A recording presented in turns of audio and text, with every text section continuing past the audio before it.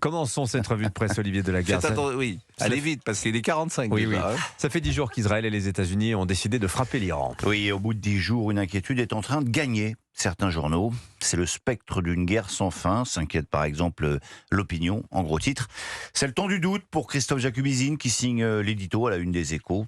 Des doutes sur l'issue de la guerre. Le meilleur baromètre en est le cours du pétrole qui s'est envolé, souligne le patron du quotidien économique. Alors c'est vrai, il y a déjà et il y aura des conséquences pour nos économies. C'est juste, il n'est jamais agréable de payer quelques euros de plus quand on fait son plein d'essence. Mais on a aussi un peu honte d'avoir les yeux rivés sur notre porte-monnaie quand pour d'autres, le monde bascule.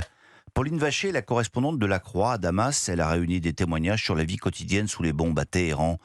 La capitale iranienne est devenue un véritable enfer. La ville s'est transformée en décor de films post-apocalyptiques, explique Arash, 41 ans, sur la messagerie Telegram. Sur des vidéos, raconte-t-elle, on voit les rues rougies des incendies des dépôts de carburant et une épaisse fumée noire au-dessus de la ville. Et ce qui est étonnant, c'est finalement la résilience de ces Iraniens, celle de Nasrin, par exemple. Elle a 27 ans, elle aussi vit désormais au rythme des bombardements. Pourtant, elle ne s'oppose pas à cette guerre. Bien sûr, j'ai peur, confie-t-elle, mais cela n'a pas d'importance. À chaque explosion, chaque fois que les murs tremblent, je me dis que cette attaque pourrait bien mettre fin à notre malheur. Résilience des Iraniens, mais résistance aussi du régime des mollahs. Et c'est sans doute ce qui questionne les Occidentaux, qui s'attendaient ou espéraient à une guerre courte et une victoire facile. En dépit des pertes dévastatrices, la structure dirigeante du régime maintient son emprise sur le pays, faisant preuve d'une résilience totalement inattendue, reconnaît Jean-Patrick Voudenay, qui signe un papier très long format et tout à fait remarquable dans le Figaro. Il nous y explique ce qui est désormais la stratégie du pouvoir iranien, ou ce qu'il en reste. D'abord tenir bon, en misant sur le fait que le temps joue contre Trump, en menant non pas une guerre, le pays n'en a plus les moyens, mais ce qui pourrait s'apparenter à une guérilla. Ensuite tenter d'élargir le conflit en frappant tous azimuts. Enfin, continuer à faire régner une peur maximale à l'intérieur du pays. Néanmoins, la peur a aussi gagné le rang des nervis du pouvoir. Une photo fait le tour des réseaux sociaux iraniens, raconte-t-il encore.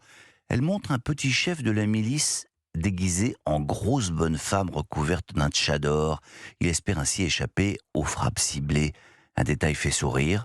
Il a gardé ses très belles chaussures d'homme, mais malgré son déguisement, son espérance de vie est faible.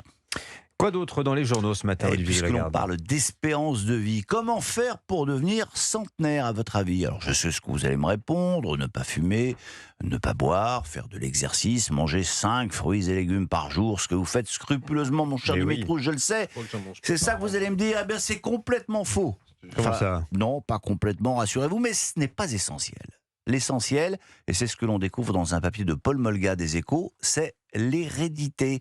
C'est ce que vient de démontrer une étude qui fait sensation dans le landerneau scientifique. Notre longévité dépendrait beaucoup moins de notre hygiène de vie que notre ADN. Vous avez fini, mon cher Pascal, hein? Il commente la revue de presse parce que Pour le démontrer. Pas besoin de faire d'études, t'as juste à regarder les familles.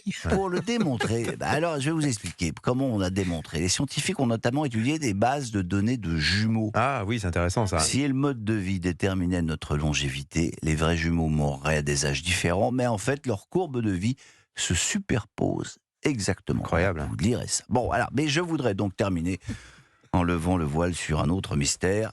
Que fait Pascal Praud le week-end, et notamment le dimanche? Bon, il se repose, on imagine. va au en tout cinéma, cas. je crois. Eh bien, pas du tout. C'est ce qu'on a appris incidemment hier dans Le Parisien. Le quotidien interviewait très longuement Léa Salamé, présentatrice du 20h de France 2, et puis de l'émission Quelle époque?